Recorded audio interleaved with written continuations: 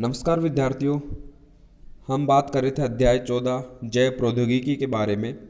अपना एक टॉपिक था भारत में जैव प्रौद्योगिकी। तो भारत में जो जैव प्रौद्योगिकी है उससे संबंधित कौन कौन से संस्थाएं हैं, उन संस्थाओं के बारे में हमने बात की थी। तो इसका केवल वैसे थोड़ा सा आपको देखना है, होमवर्क नहीं करना है। फिर जहाँ से होमवर्क करना है वो मैं आपको आगे बताऊँगा। तो भारत में जैव प्रौद्योगिकी विभाग है, उसके द्वारा जनन द्रव्य संग्रहण है, उसके संरक्षण की और पुनः स्थापन की कई योजनाएं हैं, वो प्रारंभ की गई। राष्ट्रीय पादप आनुवांशिकी संपदा ब्यूरो, ये इसका फुल फॉर्म है NBPGR का। ठीक है, तो ये फुल फॉर्म आप जरूर ध्यान रखें, चाहे इंग्लिश में रखें चाहे हिंदी में, जैसे भी आपको सुविधा हो। NBPGR। तो ये टॉपिक कौन सा था अपना, भारत में जैव प्रौद्योगिकी की कौन कौन से कार्यक्रम, कौन कौन से संस्थाएं, ये सब हम बात कर रहे हैं। फिर है पादप उत्तक संवर्धन आधान सुविधा। इसी प्रकार से औषधीय एवं एरोमेटिक पादपों का जो जनन द्रव्य संग्रहण है उसके बारे में भी एक संस्था है। कौन सी? केंद्रीय औषधीय एवं एरोमेटिक पादप संस्थान, जो कि लखनऊ में। इसी प्रकार से एक है उष्णकटिबंधीय वानस्पतिक उद्यान एवं अनुसंधान संस्थान, त्रिवेंद्रम में है। ऐसे ही राष्ट्रीय पादप आनुवांशिक संपदा ब्यूरो नई दिल्ली में है।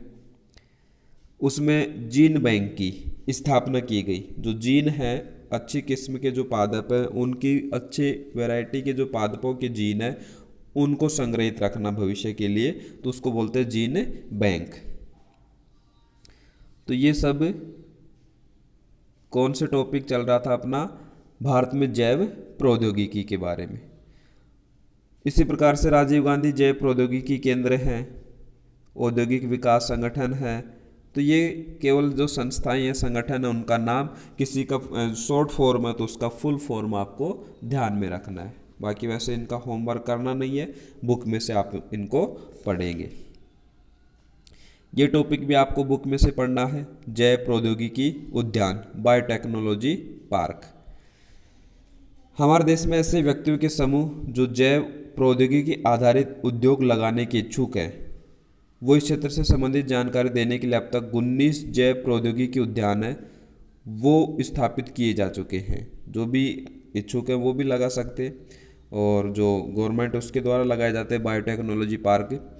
तथा जैव प्रौद्योगिकी के क्षेत्र के महत्व को देखते हुए 15 से अधिक ऐसे उद्यान और स्थापित किए जाने। पहले से स्थापित जो जैव प्रौद्योगिकी उद्यान है उनमें से कुछ उनके नाम बताए गए हैं, जैसे लखनऊ में है, आंध्र प्रदेश हैदराबाद में है, गोल्डन जुबली बायोटेक पार्क है। ठीक है, तो ये इनके भी आपको नाम ध्यान में रखने हैं। तो यहाँ तक आपको होमवर्क करना नहीं था। अब यहाँ से जहाँ कल पिछले वीडियो में छोड़ा था हमने, उससे आगे यहाँ से शुरू होता है पेज नंबर 5। जैव प्रौद्योगिकी के कार्य क्षेत्र एवं महत्व। तो ये टॉपिक इस चैप्टर का महत्वपूर्ण है, इसमें से ही क्वेश्चन बनने की संभावना है। जैव प्रौद्योगिकी कार्य क्षेत्र एवं महत्व, तो ये अलग अलग टॉपिक वाइज पढ़ेंगे हम। जैसे चिकित्सा के क्षेत्र में जैव प्रौद्योगिकी है, उसका क्या उपयोग है। तो इसमें कुछ उत्पादन है जैव प्रौद्योगिकी से जो प्राप्त होते हैं, और उनके हमारे जीवन में या किस प्रकार से उनका उपयोग है, ये सारणी के रूप में हम बात कर रहे हैं। जैसे आनुवांशिक अभियांत्रिकी द्वारा रूपांतरित जीवाणु है, उनसे बहुत बहुमूल्य औषधियाँ प्राप्त होती हैं।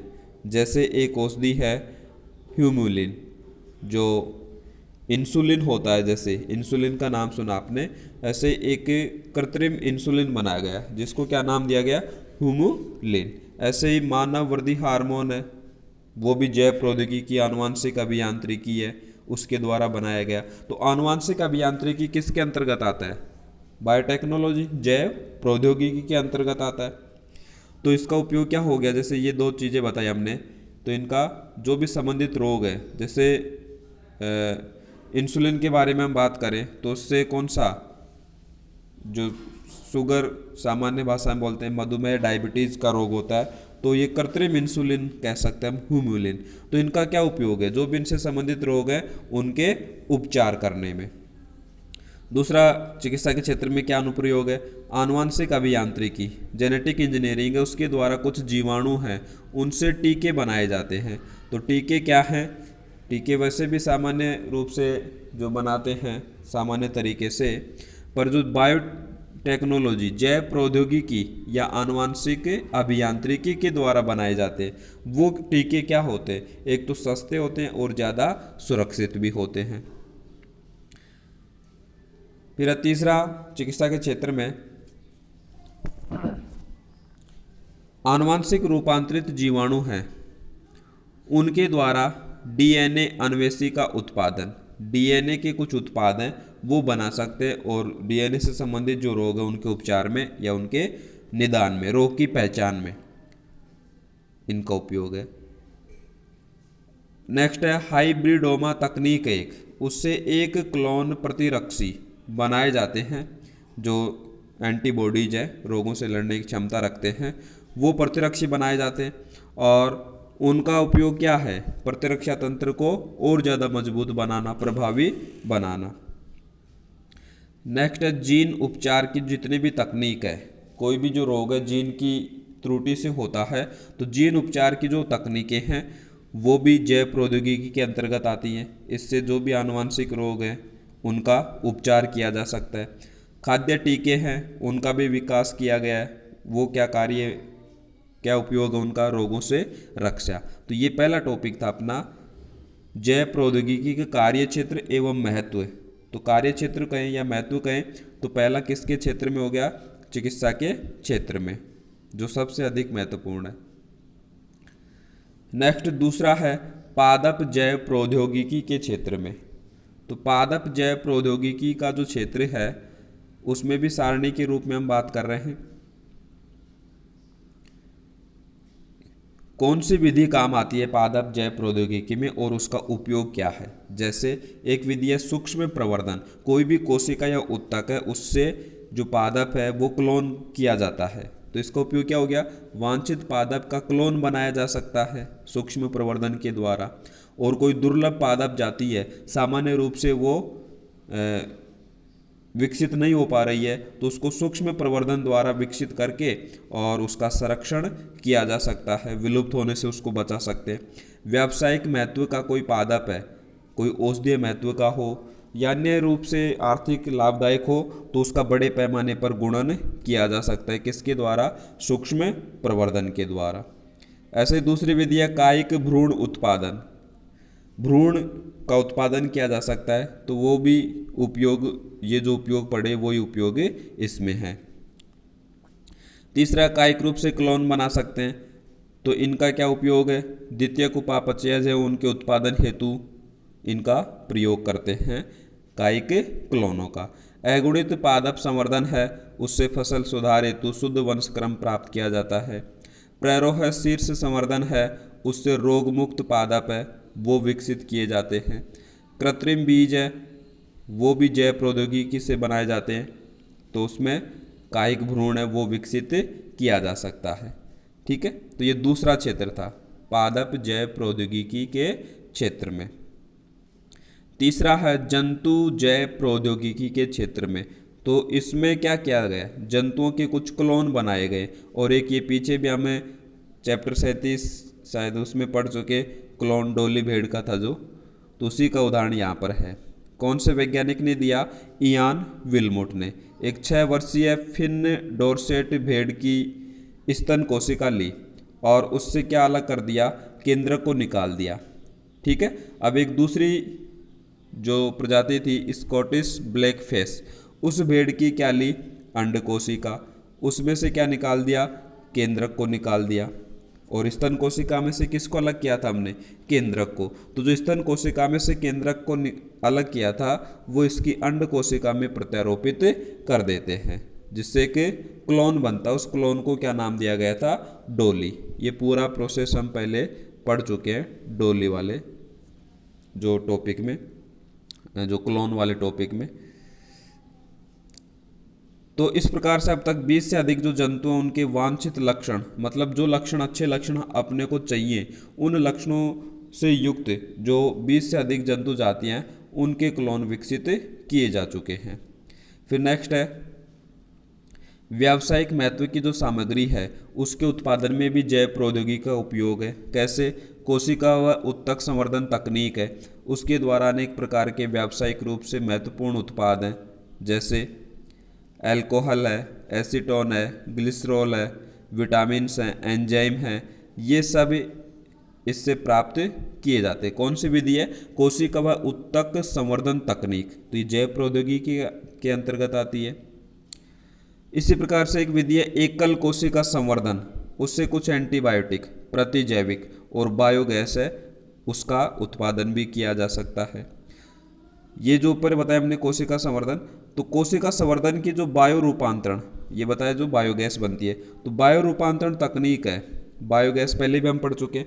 बायो रूपांतरण तकनीक में क्या होता है, जो कम उपयोगी उत्पाद है उनको अधिक उपयोगी उत्पाद है उनमें बदला जाता है। जैसे फल सब्जियों के अवशेष जो बायोगैस संयंत्र में हमने पढ़ा, तो वो अधिक उपयोगी उत्पाद में बदल जाता है। नेक्स्ट, जैव प्रौद्योगिकी का जो महत्व है पर्यावरण संरक्षण के क्षेत्र में, पर्यावरण जो संरक्षण है उसमें किस प्रकार से जैव प्रौद्योगिकी उपयोगी है।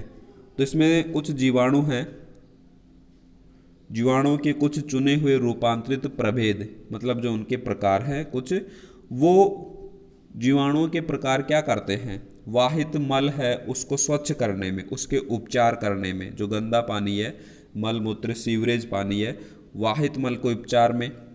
औद्योगिक इकाइयाँ हैं, कोई कारखाना है, उसमें से तरल के रूप में बहिस्त्राव निकलता है, उस बहिस्त्राव में क्या है, विषैला पदार्थ है, तो उस विषैले पदार्थ के प्रभाव को खत्म करना, तो वो कहलाता है निरावेशन।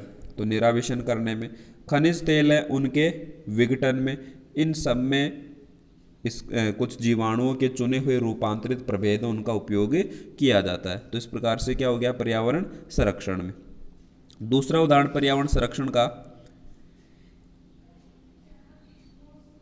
एक जो जीवाणु स्यूडोमोनास प्यूटिडा, स्यूडोमोनास प्यूटिडा, इसका एक प्रभेद है जिसको विशेष नाम दिया गया है, क्या, सुपर बग। तो स्यूडोमोनास प्यूटिडा है, उसका जो प्रभेद है सुपर बग है, उसके द्वारा 3/4 तेल प्रदूषण, मतलब जो तेल के द्वारा प्रदूषण होता है उसको 3/4 तक हम कम कर सकते हैं।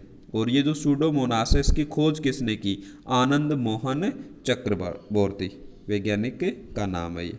ठीक है, तो ये टॉपिक अपना महत्वपूर्ण था। इसमें कौन से वाला कि जैव प्रौद्योगिकी के कार्य क्षेत्र एवं महत्व, कौन कौन से कार्य क्षेत्र हैं, चिकित्सा में, पादप जैव प्रौद्योगिकी के क्षेत्र में, जंतु जो जैव प्रौद्योगिकी है उसके क्षेत्र में,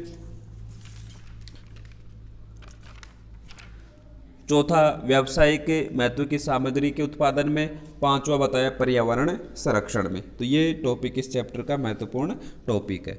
और लास्ट टॉपिक जिसमें केवल शाखाओं के नाम दिए, जो जैव प्रौद्योगिकी है उसकी कौन कौन सी शाखाएं हैं, तो हमने पढ़ा भी पादप के बारे में, जंतुओं के बारे में, चिकित्सा के बारे में, भोजन व पोषण संबंधी कार्य में भी, तो वो हो गया भोजन व पोषण जैव प्रौद्योगिकी।